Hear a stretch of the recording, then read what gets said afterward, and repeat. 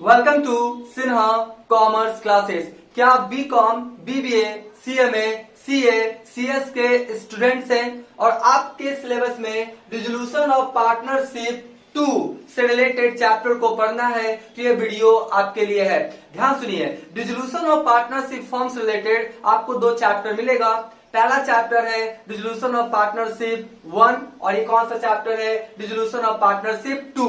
देखिए 2 में एक चीज लिखा गया है, इंसॉल्वेंसी ऑफ पार्टनर। ध्यान से, तो जो आपका डिसोल्यूशन ऑफ पार्टनरशिप 1 है उसमें क्या होता है कि जो पार्टनर होता है वो आपका सॉल्वेंट होता है। सॉल्वेंट कहने का अर्थ है कि अगर किसी पार्टनर्स का फर्म के बुक्स ऑफ अकाउंट्स में डेबिट बैलेंस शो कर रहा है या डेबिट बैलेंस आया है तो फर्म को पैसा लाके देने में क्या होता है, पार्टनर्स वो सक्षम होता है। लेकिन इस चैप्टर में क्या होगा कि अगर किसी पार्टनर्स का फर्म के बुक्स ऑफ अकाउंट्स में डेबिट बैलेंस आया है तो फर्म को पैसा लाके देने में वो सक्षम नहीं होता है, क्योंकि वो क्या हो जाता है, इंसॉल्वेंट। क्या हो जाता है, इंसॉल्वेंट। तो ये जो चैप्टर है आपका पार्टनरशिप, डिसोल्यूशन ऑफ पार्टनरशिप 2, इसमें क्या पढ़ना पड़ेगा, आपका इंसॉल्वेंट का केस रहेगा। किसका केस रहेगा, इंसॉल्वेंट का, कि जब एक पार्टनर इंसॉल्वेंट हो जाएगा, जब 2 पार्टनर इंसॉल्वेंट हो जाएंगे या सब जब क्या होगा, सारे के सारे पार्टनर्स क्या हो जाएंगे, इंसॉल्वेंट। इंसॉल्वेंट का अर्थ समझ रहे हैं ना, इंसॉल्वेंट किसे कहते हैं, जब आपका कोई पार्टनर्स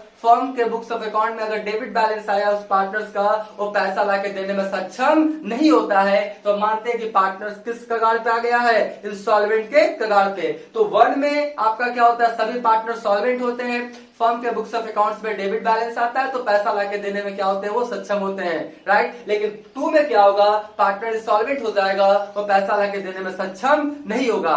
तो यहाँ पे हम आशा करते हैं कि डिसोल्यूशन ऑफ पार्टनरशिप जो 1 है वो आपने क्या किया, ऑलरेडी पढ़ चुका है। अगर आपने नहीं पढ़ा है उसका भी प्लेलिस्ट क्या है, सिन्हा कॉमर्स क्लासेस चैनल पे अवेलेबल है, वीडियोस अपलोड किए जा रहे हैं। अगर आपने नहीं देखा तो जाके क्या करेंगे, देख लेंगे। आज हम लोग पूरा इंटायर फोकस रखेंगे किस पे, dissolution of partnership 2, insolvent of A partner. और ध्यान सुनिए, इस चैप्टर से रिलेटेड बहुत हद तक चांस है कि आपके एग्जामिनेशंस में प्रैक्टिकल और थ्योरेटिकल क्वेश्चंस आएगा ही आएगा, क्योंकि बहुत ही ऑथेंटिक चैप्टर होता है बीकॉम, बीबीए, सीएमए से रिलेटेड, राइट। तो देखिए इस चैप्टर में जो सबसे खास बात आपको मिलेगा, आपको एक केस पढ़ना है। क्या पढ़ना है, एक केस पढ़ना है, गार्नर वर्सेस मुर्रे।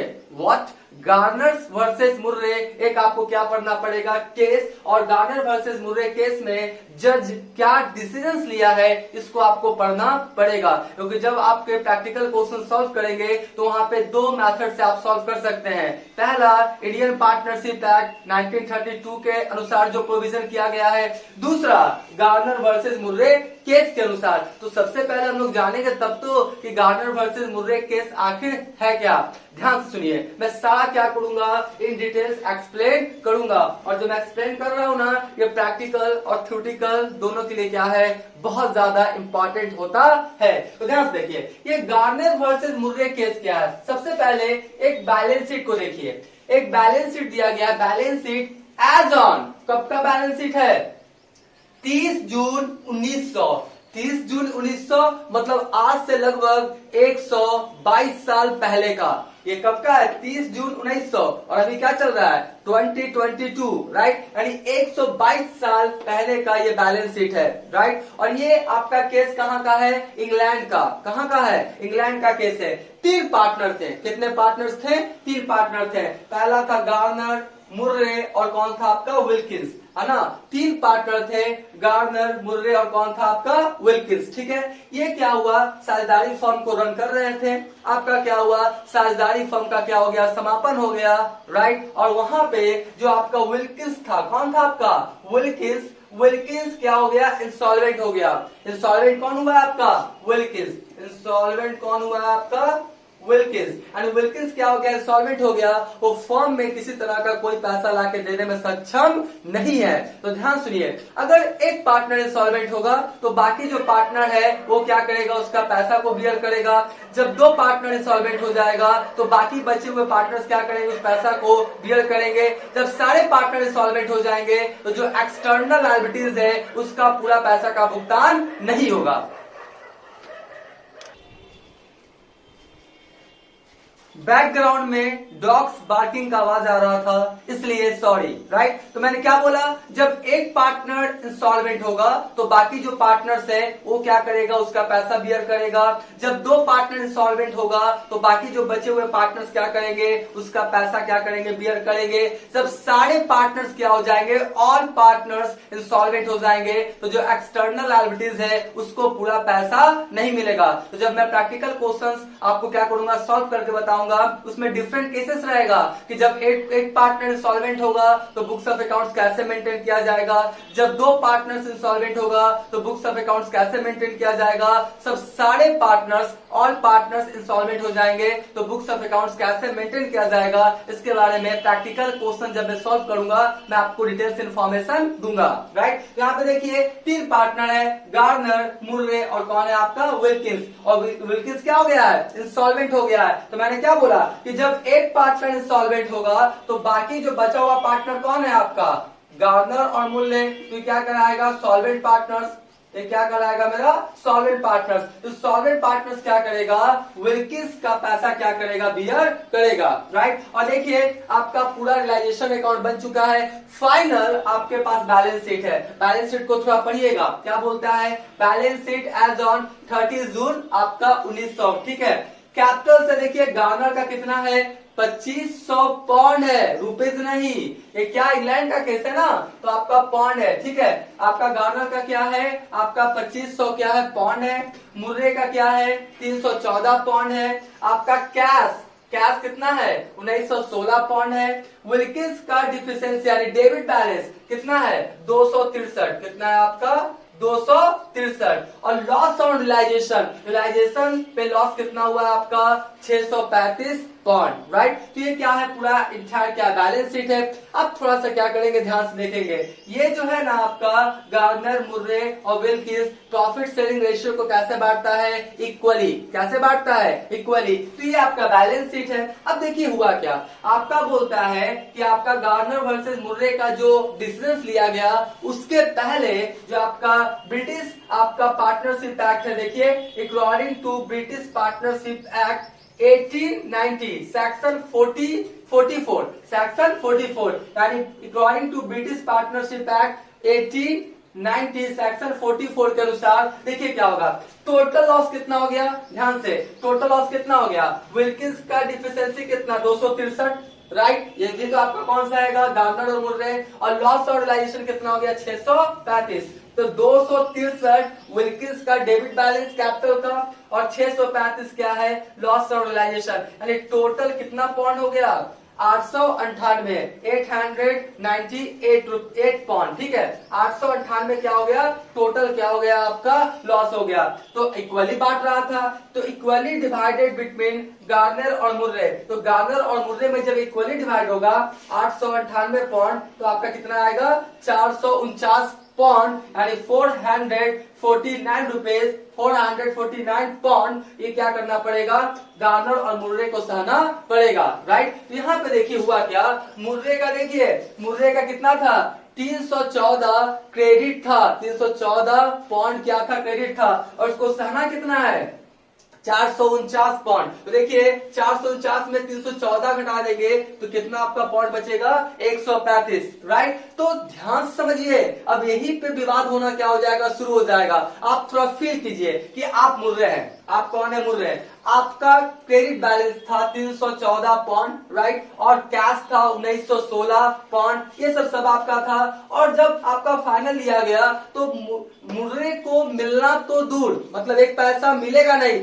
और देना पड़ेगा फर्म को, किसको, 135 पॉइंट। तो बताइए मुर्रे को तकलीफ होगा ही होगा, सीधा सा बात है। 314 क्या है, इसका क्रेडिट बैलेंस है, राइट, 1916 रुपया कैश है, बेचारा कुछ तो मिलना चाहिए इसको। तो 314 तो मिलना ही नहीं है आपका, और देना फर्म को पड़ेगा कितना, 135। तो मुर्रे क्या हो गया, परेशान हो गया, मुर्रे क्या हो गया, परेशान हो गया, बोला ये क्या है, गलत मेरे साथ हो रहा है। ठीक है, आपका क्या हो रहा है, और सारा का सारा पैसा कौन ले लेगा, आपका गार्नर। गार्नर क्या करेगा, 135 ये लाके देगा, मुर्रे वो भी रख लेगा। कैश जो 1916 तो सब कौन ले लेगा, आपका गार्नर, क्योंकि ये आपका एक्ट अनुसार यही डिसीजन लिया गया है। तो यहाँ पे क्या हुआ, आपका मुर्रे ने क्या किया, गार्नर पे क्या किया, केस कर दिया। मुर्रे ने गार्नर पे क्या किया, केस किया। तो केस क्या बना, गार्नर वर्सेस मुर्रे। क्या बना, गार्नर वर्सेस मुर्रे। ध्यान सुनिए, जिसपे केस होता है उसका नाम पहले होता है। एक बार फिर से, जिसपे केस होता है उसका नाम पहले होता है, और जो केस करता है उसका नाम क्या होता है, बाद में होता है। ये बड़ी अच्छी बात कही आप। राइट मैंने एक बार फिर से बोला, क्या, जिसपे केस होता है उसका नाम पहले होता है, और जो केस करने वाला होता है उसका नाम क्या होता है, बाद में। तो क्या बना, गार्नर वर्सेस मुर्रे, यानी मुर्रे ने केस किस पे किया है, गार्नर पे, क्योंकि मुर्रे को ही ना तकलीफ है बेचारा को, तो केस किया। ठीक है, केस क्या हुआ आपका, कहा गया कोर्ट में, राइट। और 2-3 साल के बाद, मतलब ये तो 1900 का केस था ना, उसके बाद क्या हुआ, पूरा लीगल प्रोसेस हुआ और डिसीजन लिया गया। जज कौन थे, जस्टिस जॉइस। जज कौन थे, जस्टिस जॉइस। ठीक है, जस्टिस जॉइस ने 1903 में डिसीजन दिया। कब दिया, 1903 में। जो जस्टिस जॉइस थे न्यायाधीश, आपने क्या किया, डिसीजन दिया। और उन्होंने क्या किया, 4 डिसीजन क्या किया, दिया है। ध्यान सुनिए, वो 4 डिसीजन क्या क्या है। सबसे पहला क्या बोलता है, इंसॉल्वेंट पार्टनर्स कैपिटल के कमी को सॉल्वेंट पार्टनर्स कैपिटल रेशियो में बियर करेंगे। किस रेशियो में, कैपिटल रेशियो में। एक बार फिर से बोलता है, जो पार्टनर इंसॉल्वेंट हो गया उसका जो कैपिटल है सॉल्वेंट पार्टनर्स किस रेशियो में बियर करेगा, कैपिटल रेशियो में। प्रॉफिट शेयरिंग रेशियो में नहीं, कैपिटल रेशियो में। पहला डिसीजन लिया गया किसके द्वारा, जस्टिस जॉइस के द्वारा। तो ये आप क्या करेंगे, चारों पॉइंट क्या करेंगे, दिमाग में रखेंगे। ठीक है, दूसरा बोलता है, कैपिटल रेशियो उस कैपिटल के आधार पर निकालना चाहिए जो विघटन के पूर्व बने हुए बैलेंस शीट में थी।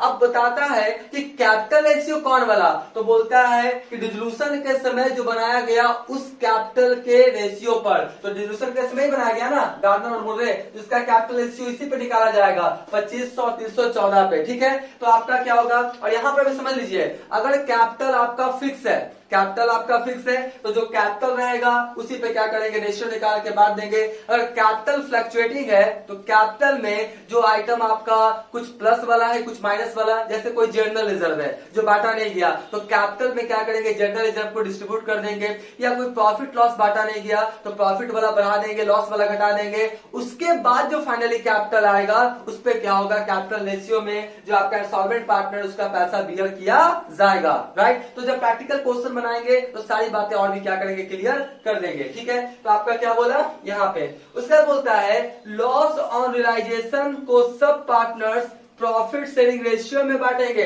जो लॉस और रियलाइजेशन है, ये जो आपका लॉस और रियलाइजेशन है, ये सभी पार्टनर्स किस रेशियो में बांटेंगे, प्रॉफिट शेयरिंग रेशियो में, जो एज पर क्वेश्चन आपको दिया हुआ रहेगा। और चौथा, तो सबसे इंपॉर्टेंट बात, इस पे थोड़ा ध्यान दीजिएगा, चौथा वाला, लॉस ऑन रियलाइजेशन के अमाउंट को सॉल्वेंट पार्टनर्स कैश के रूप में लाके क्या करेंगे, देंगे। बात समझे, अगर आपका लॉस ऑन रियलाइजेशन हुआ है, जो कि हुआ ही होगा, ठीक है, तो उसका पैसा जो सॉल्वेंट पार्टनर है किस फॉर्म में लाके देंगे, कैश के फॉर्म में लाके देंगे। Once more! एक बार फिर से सुन लीजिए, लॉस और रियलाइजेशन अगर हुआ है तो उसका पैसा सॉल्वेंट पार्टनर किस फॉर्म में लाके देगा, कैश के फॉर्म में लाके देगा। ठीक है, तो यही क्या था आपका गार्नर वर्सेस मुर्रे का डिसीजन लिया गया है। एक बार फिर से बोलना चाहेंगे, पहला क्या बोलता है कि आपका सॉल्वेंट पार्टनर्स के कैपिटल को सॉल्वेंट पार्टनर्स किस रेशियो में बांटेंगे, कैपिटल रेशियो में, पहला। दूसरा, कैपिटल रेशियो उस कैपिटल के आधार पे होगा जो डिसोल्यूशन के ठीक पहले बना होगा। अगर कैपिटल फिक्स होगा तो बैलेंस शीट पे जो कैपिटल होगा उसके आधार पे, अगर फ्लक्चुएटिंग होगा तो रिजर्व वगैरह प्रॉफिट लॉस अगर बांटा नहीं गया है उसके बाद, बांटने के बाद जो कैपिटल आएगा उस रेशियो में। ठीक है, लॉस और रियलाइजेशन जो है ना वो किस रेशियो में बांटा जाएगा, प्रॉफिट शेयरिंग रेशियो में। और लॉस और रियलाइजेशन का जो पैसा है सॉल्वेंट पार्टनर किस रेशियो में लाके देंगे, आपका किस फॉर्म में लाके देंगे, कैश के फॉर्म में। ठीक है, तो ये 4 डिसीजन लिया गया है। तो आपके क्वेश्चंस में गार्नर वर्सेस मुर्रे नियम के तहत भी आपका क्या हो सकता है, क्वेश्चंस आ सकता है सॉल्व करने के लिए, या इंडियन पार्टनरशिप एक्ट 1932 के द्वारा भी आ सकता है। तो जैसा लिखेगा वैसा क्या करेंगे हम लोग बनाएंगे। राइट, तो ये क्या था, पूरा इंटायर इन्फॉर्मेशन था। ध्यान सुन लीजिए, इसका थ्योरी भी आ सकता है। क्या आ सकता है, थ्योरी। तो थ्योरी आएगा तो सबसे पहले आप ये बैलेंस शीट बनाएंगे। क्या बनाएंगे, बैलेंस शीट। और जितने मैंने बातें बोले जितना मैंने डिसीजंस लिखा सबको क्या करेंगे, अच्छे ढंग से क्या करेंगे, आप लिख देंगे, बहुत अच्छा आपको मार्क्स क्या होगा, मिलेगा। राइट, अब नेक्स्ट वाले वीडियोस में हम क्या करेंगे, जो डिसोल्यूशन ऑफ पार्टनरशिप 2 है उसका प्रैक्टिकल प्रॉब्लम्स और सॉल्यूशंस क्या करेंगे, अपलोड करते हुए चले जाएंगे। इसलिए मेरे चैनल से क्या करेंगे, जुड़े रहेंगे। तो अभी तक मेरा वीडियो आपको अच्छा लगा, वीडियो को लाइक कर देंगे, चैनल को सब्सक्राइब करके बेल आइकन हिट करके ऑल कर देंगे। इससे क्या होगा, कोई भी मैं वीडियोज अपलोड करूंगा उसका सबसे पहले आपको नोटिफिकेशन मिल जाएगा। इसका क्या करें, स्क्रीनशॉट ले ले।